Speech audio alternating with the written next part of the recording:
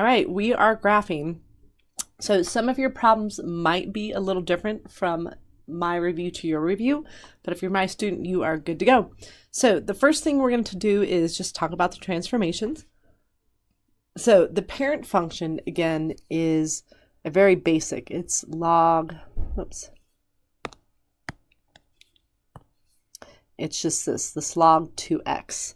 And in B, it's log 4x. And on C, it's log 3x. So everything else that you see is extra. So what that means is on A, that -2 is going to make it go right 2. That's in our house. Our house is our left, right. The house is parentheses. And the -5 is going to make our points go down 5. And when you look at B, the -1, that's in the house. So that's going to be a left or right number. That's going to make it go right 1. Oops.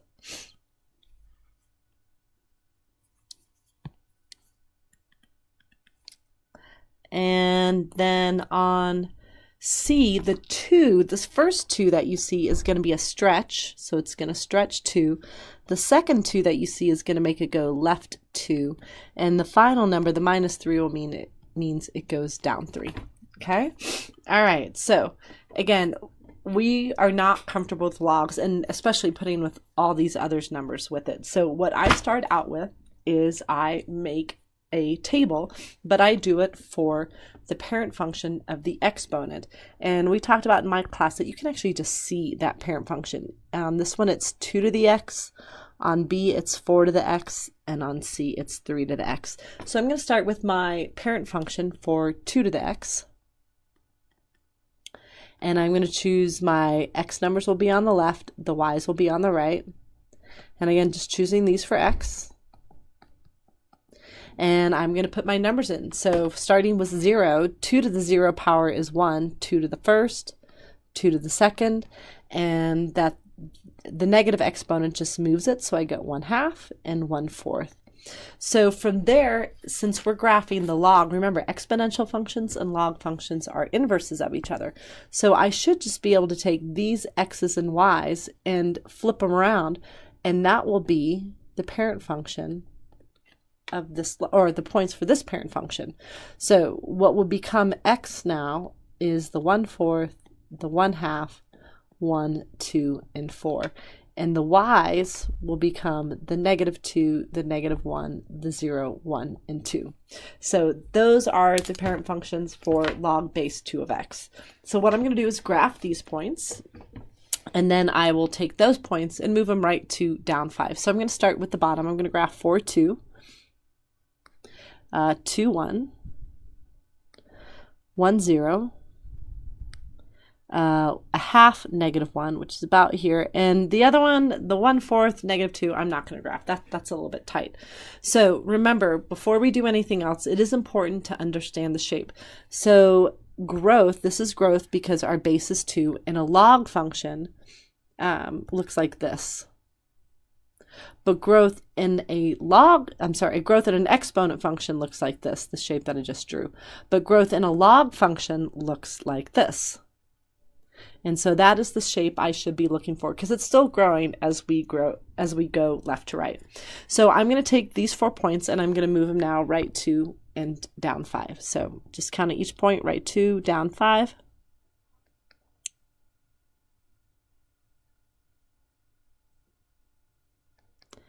Right 2, down 5. And the last one, right 2, down 5. About there. So this is my shape. Now something else has moved. In an exponent function, our wall is along the x-axis, okay? But in a log function, our wall is the opposite, is the inverse. So our wall currently, it won't be like this for long, is here. And that wall now is also going to move. Moving it up or down doesn't affect it, but moving it left or right does. So when we're done, this wall will be at 2 right here. And this also has an equation. So the equation of this wall is x equals 2. Whoops, because if you start looking at the points that are on this line, every x coordinate on this line is 2, where the y's are something else. So that's my wall. So now I'm ready to graph my shape. It's going to coast up along the wall and then make that shape. Okay, so let's go ahead and answer the other questions. So the first thing I do is I mark my important points.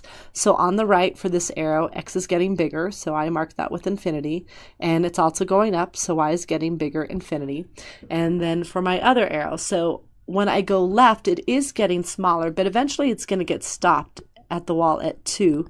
But even though it's getting stopped going left, it's still going down. So for y, I'll put negative infinity. And now I can put my domain.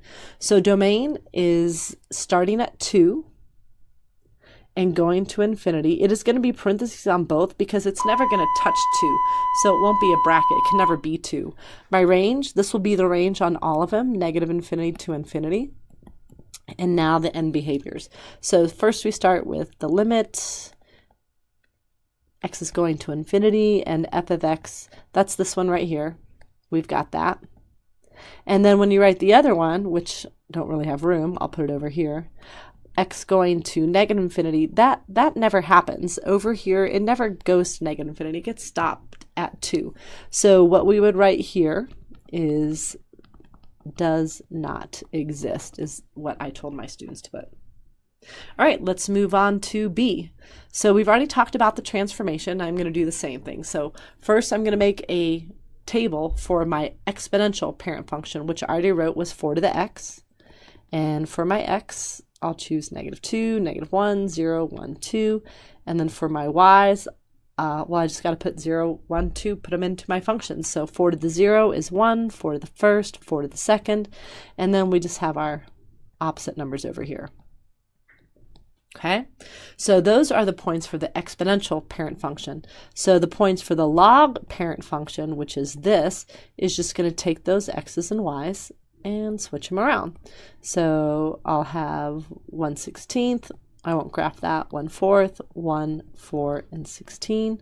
And then over here I'll have -2, -1, 0. Whoops, not quite in the right spot.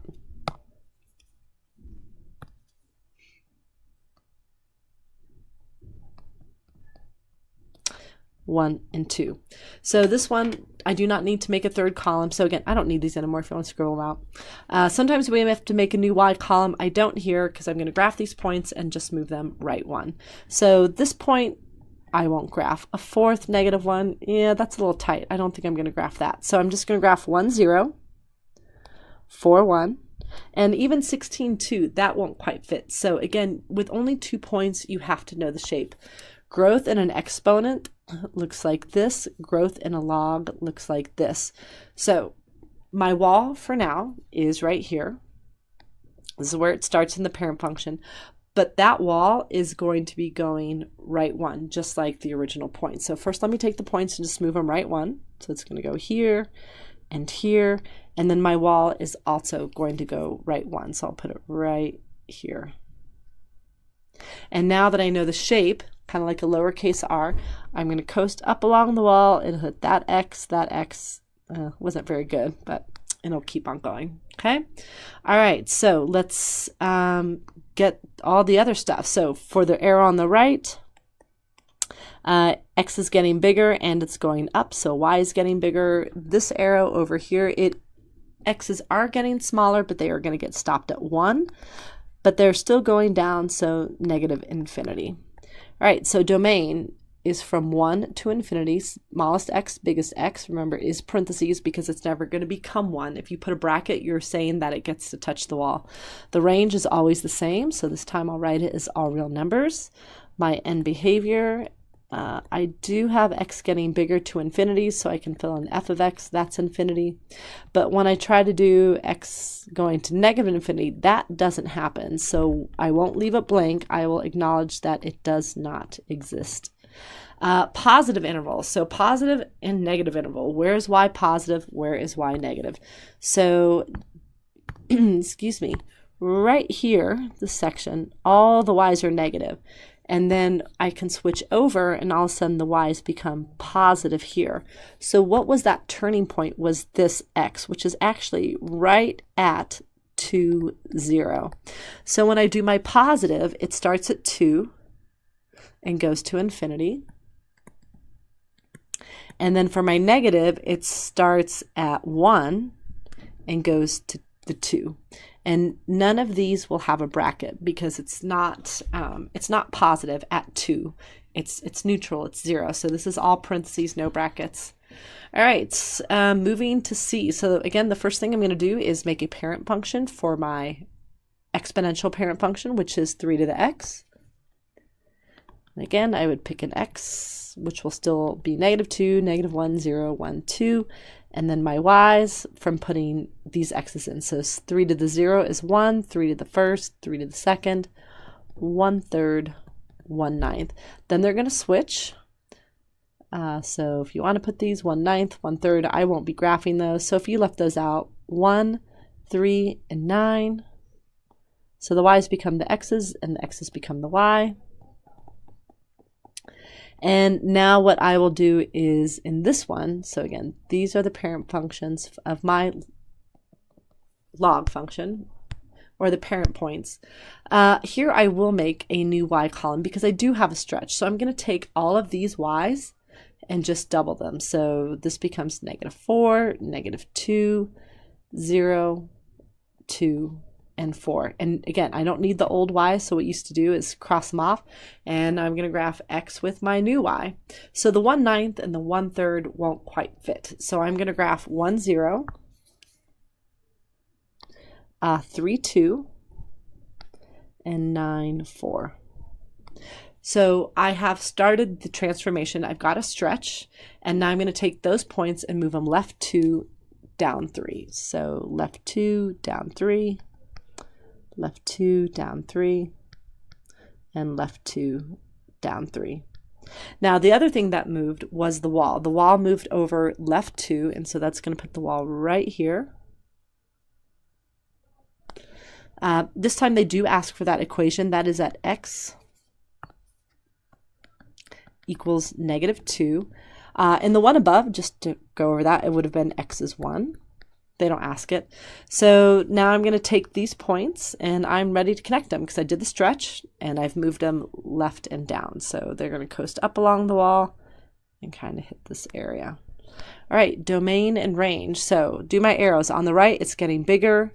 X is getting bigger and it's going up. So Y is getting bigger. On the left, X is going to eventually hit the wall of -2.